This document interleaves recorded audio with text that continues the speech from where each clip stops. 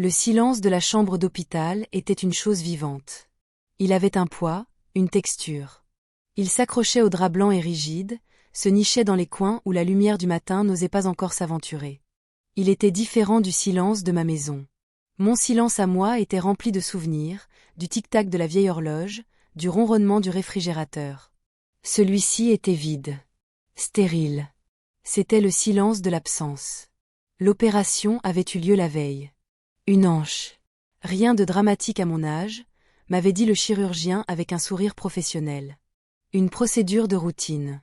Il avait utilisé des mots comme récupération rapide et mobilité améliorée. J'avais hoché la tête, essayant de faire correspondre son optimisme clinique à la peur froide qui s'était installée dans mon ventre. Thomas, mon fils, et sa femme, Sophie, m'avaient conduite. Ils avaient attendu pendant l'intervention, je le savais. Je les avais vus brièvement après, dans le brouillard de l'anesthésie. Leur visage était flou, leur voix lointaine. Tout s'est bien passé, maman. On a parlé au docteur. Repose-toi maintenant. Puis ils étaient partis. Je m'étais attendue à les voir ce matin. J'avais imaginé Sophie arrivant avec un magazine, Thomas avec un thermos de ce thé que j'aimais tant. Des petites attentions.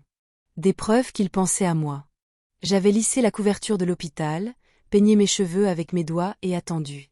Les heures passaient. Le soleil traçait une lente arche sur le mur opposé.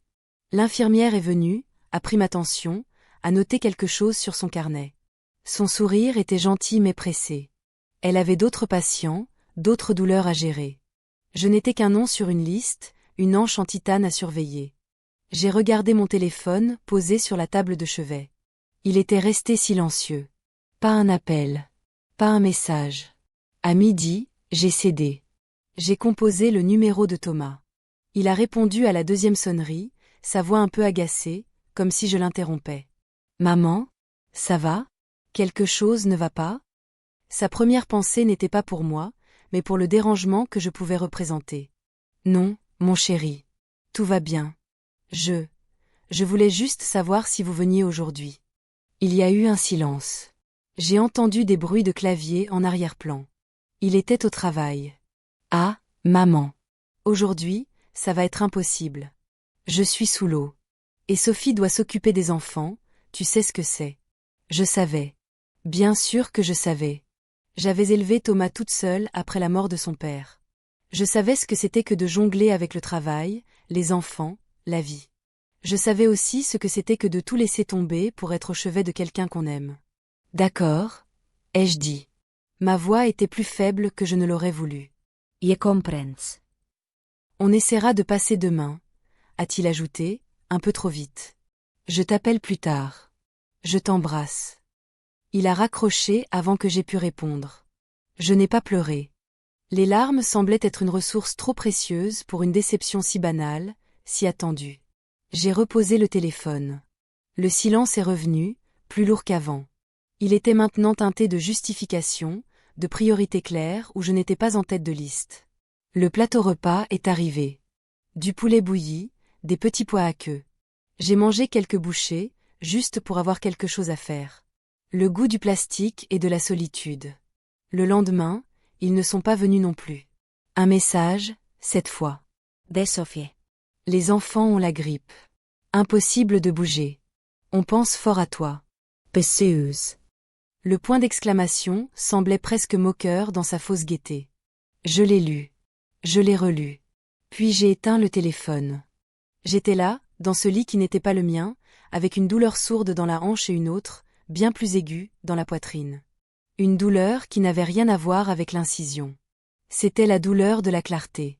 La clarté brutale et sans phare d'être devenue une obligation, un fardeau logistique. Une case à cocher dans leur emploi du temps surchargé. Une case qu'ils reportaient sans cesse. Le personnel de l'hôpital était ma seule compagnie. Une aide-soignante m'a aidé à faire quelques pas avec un déambulateur. Ses mains étaient fermes et impersonnelles. Un kinésithérapeute m'a montré des exercices. Son ton était encourageant et professionnel.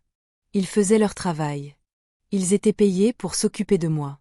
Ma famille, elle, avait d'autres choses à faire. Je suis restée 4 jours à l'hôpital. 4 jours de silence téléphonique, ponctuée de messages d'excuses de plus en plus brefs. Journée de folie. Réunion tardive. On t'appelle demain. Ils n'ont jamais appelé. Le jour de ma sortie, une ambulance m'a ramené chez moi. Le brancardier m'a aidé à monter les quelques marches jusqu'à ma porte. Il m'a installé dans mon fauteuil en velours usé, a posé mon sac à côté de moi et m'a souhaité une bonne convalescence. Puis il est parti. La porte s'est refermée. Et là, dans le silence familier de ma propre maison, quelque chose s'est brisé. Ou peut-être que quelque chose s'est enfin solidifié. Le chagrin diffus des derniers jours s'est cristallisé en une certitude froide et dure comme le diamant. J'étais seule. Je l'avais été pendant des années, en réalité, mais je m'étais arrangée pour ne pas le voir. Je remplissais les vides avec des excuses que je fabriquais pour eux.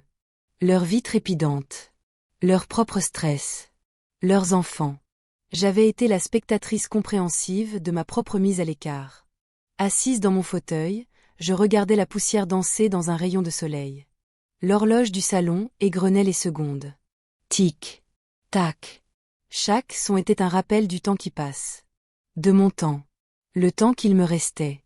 Et j'ai su, avec une conviction qui ne laissait aucune place au doute, que je n'allais plus le gaspiller à attendre. Je n'étais pas en colère. La colère est une émotion chaude, explosive. Ce que je ressentais était froid. C'était une décision. Un alignement de toutes mes pensées, de toutes mes déceptions passées. C'était la fin d'un rôle que j'avais joué trop longtemps. Celui de la mère compréhensive, de la grand-mère accommodante, de la ressource silencieuse et toujours disponible. J'ai tendu la main vers le téléphone. Pas pour les appeler. Pas pour leur demander pourquoi. Je connaissais déjà la réponse. Je l'avais lue dans leur silence. J'ai cherché dans mon vieux carnet d'adresses. Le papier était jauni, les coins cornés. J'ai trouvé le numéro que je cherchais. Maître Dubois. Le notaire qui s'était occupé de la succession de mon mari, il y a 20 ans. Ma main ne tremblait pas quand j'ai composé le numéro. Pas du tout. La secrétaire m'a répondu. Sa voix était jeune et efficace. J'ai demandé un rendez-vous. C'est à quel sujet, madame? J'ai pris une inspiration. Les mots sont sortis, calmes et précis. Pour modifier mon testament. Le rendez-vous fut fixé pour la semaine suivante. Une semaine. Cela me laissait le temps de réfléchir. De m'assurer que ce n'était pas une impulsion née de la douleur post-opératoire. Mais je savais déjà que ma décision était prise.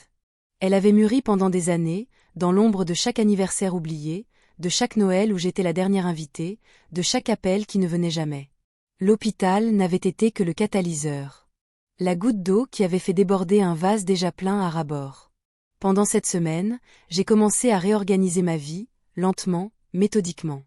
J'ai commencé par des choses simples. Symboliques. Dans la chambre d'amis, il y avait une grande caisse en plastique remplie de jouets. Des jouets que j'avais achetés pour mes petits-enfants, Léo et Manon. Ils ne venaient presque jamais. Quand ils venaient, ils étaient rivés à leur tablette, à peine conscients de ma présence. Les jouets prenaient la poussière. Avec mon déambulateur, je me suis déplacée jusqu'à la chambre. J'ai ouvert la caisse. L'odeur du plastique et des espoirs déçus m'a frappée.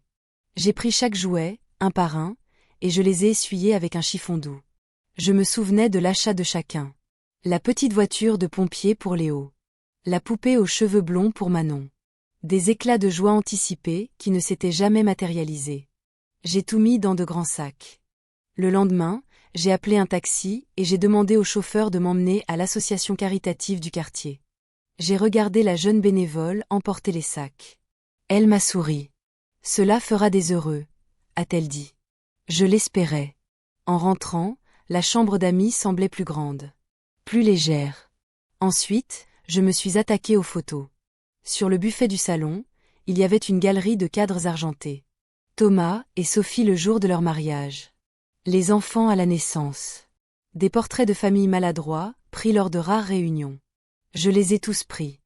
Je ne les ai pas jetés. C'était toujours ma famille. Mais je ne voulais plus que leurs visages souriants me regardent chaque jour, un rappel constant de ce qui aurait pu être, de ce qui n'était pas. J'ai retourné chaque photo contre le fond en velours du cadre. Puis j'ai remis les cadres à leur place. Maintenant, le buffet n'affichait qu'une série de rectangles noirs et anonymes. C'était plus honnête. Mon téléphone a sonné plusieurs fois cette semaine-là. C'était Thomas. Ou Sophie. Je n'ai pas répondu. Leur nom s'affichait sur l'écran, et je sentais une petite pointe de l'ancienne obligation. Mais la nouvelle résolution était plus forte. J'ai laissé les appels aller à la messagerie vocale. Leur message était un mélange de confusion et d'agacement. Mamau, on essaie de te joindre. Tu vas bien? Rappelle-nous. Hélène, c'est Sophie. Le médecin a appelé pour savoir si tout allait bien à la maison. On commence à s'inquiéter un peu. Tu pourrais au moins nous envoyer un texto. Leur inquiétude n'était pas pour moi. Elle était pour eux. L'inquiétude de devoir gérer un problème. L'inquiétude d'être jugé par le médecin. Je pouvais presque entendre leur conversation. Elle ne répond pas. Elle nous fait une crise. C'est sûrement pour nous faire culpabiliser. Ils ne comprenaient pas. Ils ne pouvaient pas comprendre que ce n'était pas une punition. C'était une conséquence. Mon silence était le miroir de celui qu'ils m'avaient offert à l'hôpital.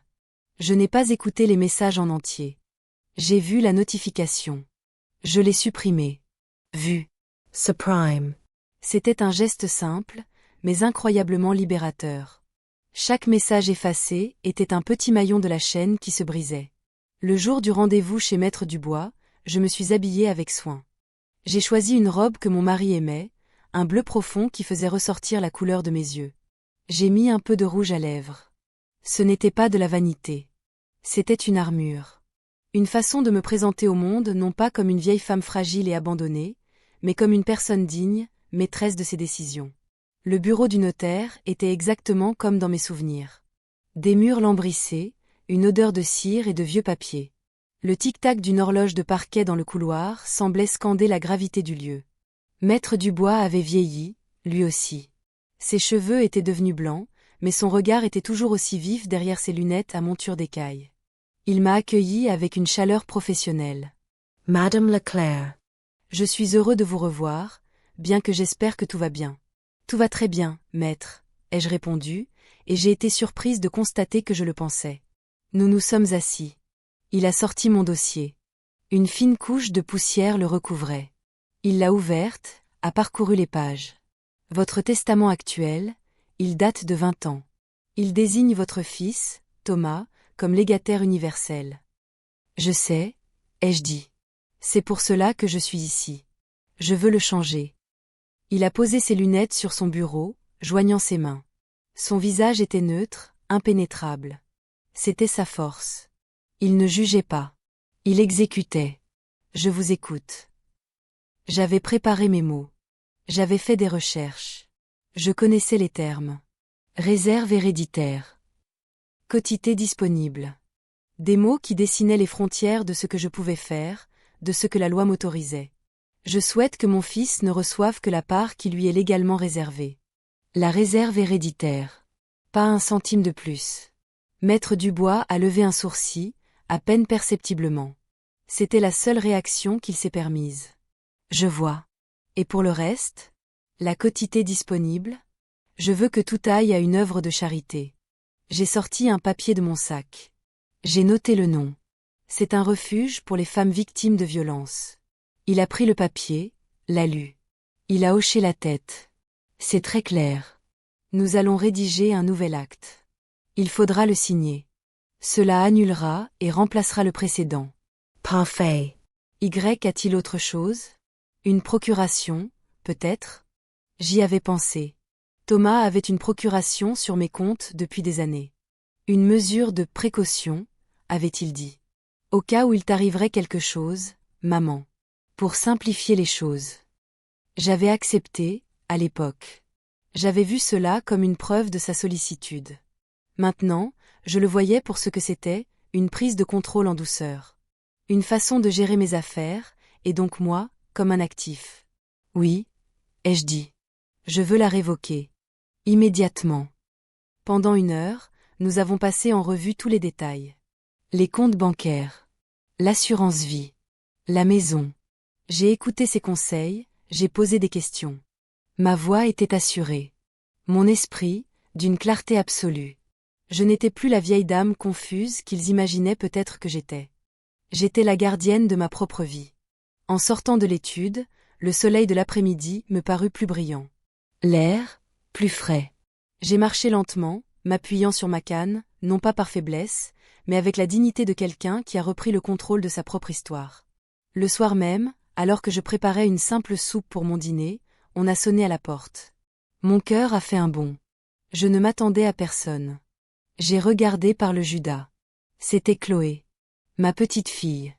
La fille aînée de Thomas et Sophie. Elle avait 17 ans. Elle se tenait là, sur mon paillasson, l'air anxieux. J'ai hésité. Chloé faisait partie de leur monde. Mais dans ses yeux, je n'avais jamais vu le mépris calculé de sa mère ou l'indifférence pressée de son père.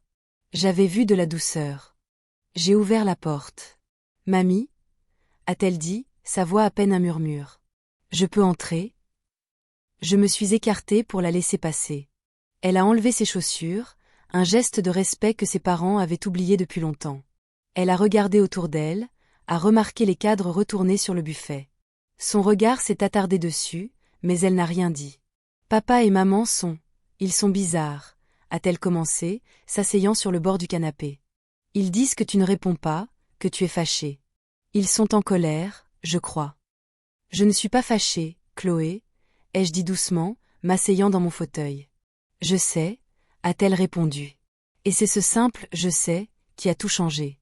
Elle comprenait. D'une manière ou d'une autre, elle voyait. « J'ai entendu ce qu'il disait » a-t-elle continué, regardant ses mains. « Quand tu étais à l'hôpital.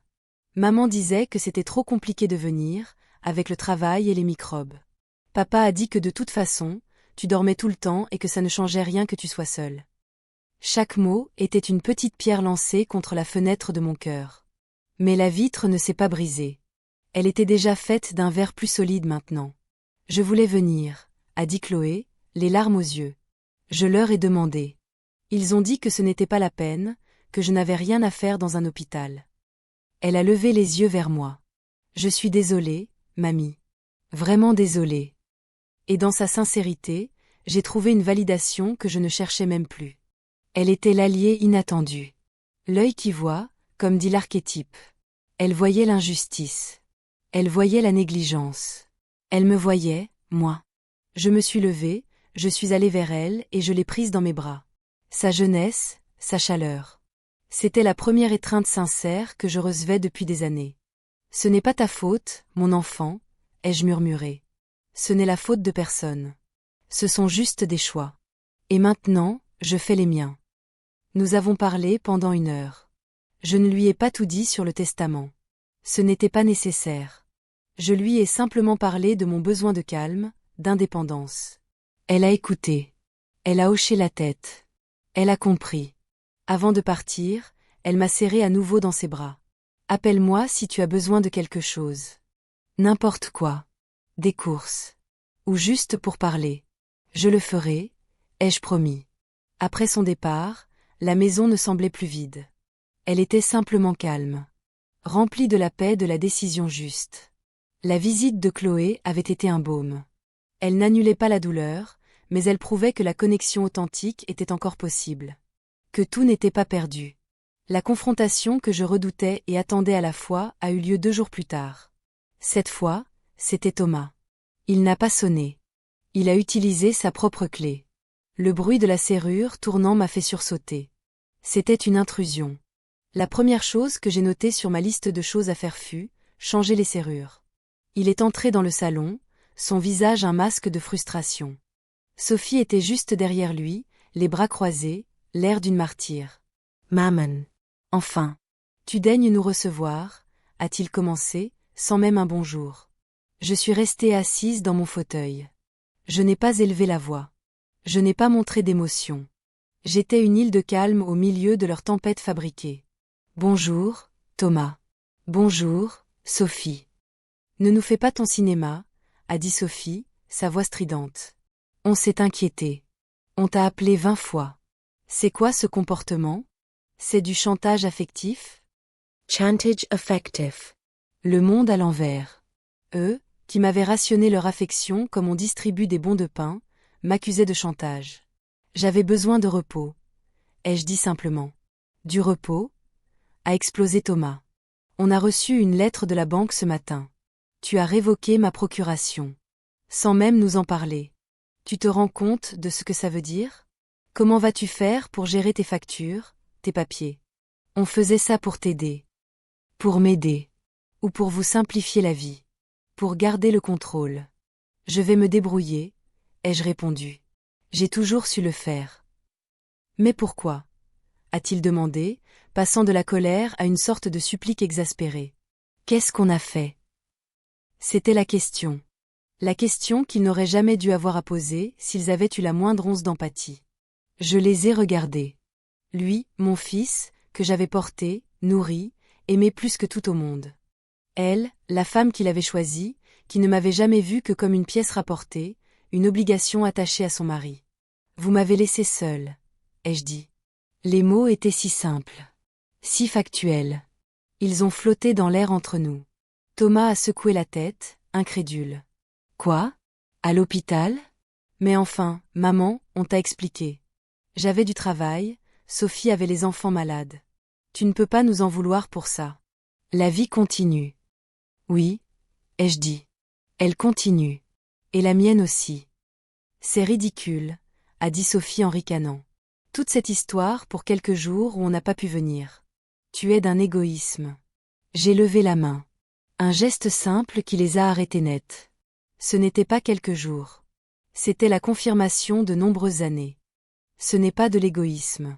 C'est de l'amour-propre. Une chose que j'avais oubliée, mais dont je me souviens maintenant. Je me suis levée, lentement, en m'appuyant sur les bras de mon fauteuil. J'ai pris mes dispositions.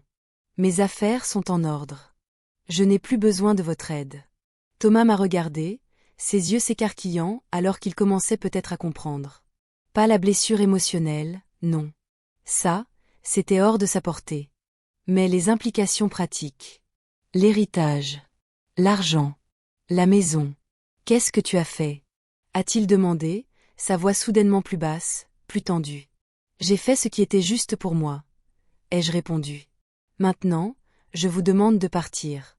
Vous n'avez plus de clé, alors la prochaine fois, s'il y en a une, veuillez sonner. Ils sont restés là une seconde, abasourdis. Le silence était tendu, vibrant de leur indignation et de ma résolution. Puis, sans un mot de plus, ils ont fait demi-tour et sont partis. J'ai entendu la porte d'entrée se fermer. Pas claquer. Juste un clic sec et définitif. Je suis resté debout au milieu de mon salon pendant un long moment. Je m'attendais à ressentir un grand vide, une tristesse immense. Mais ce n'était pas ça. C'était de la paix. Une paix profonde, un peu douloureuse sur les bords, comme une cicatrice qui guérit, mais une paix tout de même. Le lendemain, j'ai fait changer les serrures. J'ai aussi pris rendez-vous avec un conseiller financier. J'ai commencé à envisager de vendre la maison. Elle était trop grande pour moi. Trop pleine de fantômes. J'ai rêvé d'un petit appartement en ville, avec un balcon pour mes géraniums, près d'une bibliothèque et d'un parc. Une vie plus simple. Une vie à moi. Les semaines qui ont suivi ont été une série de petites renaissances. J'ai redécouvert le plaisir de cuisiner juste pour moi, de choisir mes menus sans me soucier des goûts des autres. J'ai rejoint un club de lecture à la bibliothèque du quartier. J'y ai rencontré des femmes de mon âge, avec leurs propres histoires, leurs propres joies et leurs propres peines. Nous parlions de livres, de la vie, du temps qui passe. Je n'étais plus seulement une mère ou une grand-mère. J'étais Hélène. Chloé venait me voir une fois par semaine. Nous buvions du thé et nous parlions. Elle me racontait ses rêves d'université, ses problèmes avec ses amis. Je l'écoutais. Je lui parlais de mon passé, des livres que j'avais aimés, des voyages que j'avais faits avec son grand-père. Nous construisions une relation nouvelle, directe, sans le filtre de ses parents. C'était un cadeau inestimable. Un jour, j'ai reçu une lettre. L'écriture de Thomas sur l'enveloppe était reconnaissable entre toutes. J'ai hésité avant de l'ouvrir. Je l'ai posée sur la table de la cuisine et je l'ai regardée pendant que mon thé infusait. Finalement, je l'ai ouverte. C'était une lettre d'excuse. Ou du moins, une tentative. Il écrivait qu'il était désolé, qu'il n'avait pas compris à quel point je m'étais sentie seule. Il parlait de son stress, de sa fatigue. Il disait que j'étais sa mère et qu'il m'aimait. Il me demandait si nous pouvions nous voir, parler. J'ai lu la lettre plusieurs fois. Il y avait du remords, oui. Mais c'était un remords né de la perte. La perte de contrôle, la perte de l'héritage anticipé, la perte de la figure maternelle commode que j'avais toujours été. Je ne sentais pas la reconnaissance profonde de la douleur qu'il avait infligée. Je n'ai pas répondu tout de suite. Je ne savais pas quoi répondre. Le pardon n'est pas un interrupteur qu'on actionne. C'est un chemin. Et je n'étais pas sûre de vouloir l'emprunter. Pas encore. J'ai plié la lettre et je l'ai mise dans un tiroir. La porte n'était pas complètement fermée. Elle était juste entr'ouverte. L'avenir dirait si quelqu'un aurait la patience et la sincérité nécessaires pour la pousser doucement. Mais ce ne serait plus à moi d'attendre derrière, la main sur la poignée. Ce soir-là, assise dans mon fauteuil, une tasse de thé fumante entre les mains, j'ai regardé par la fenêtre. La ville s'illuminait. Chaque lumière était une vie, une histoire. Et pour la première fois depuis très, très longtemps, je sentais que la mienne m'appartenait entièrement. Elle n'était peut-être pas parfaite, mais elle était digne. Et c'était tout ce qui comptait. Le silence de la maison n'était plus celui de l'absence. C'était celui de la paix. Une paix chèrement acquise. Une paix entière.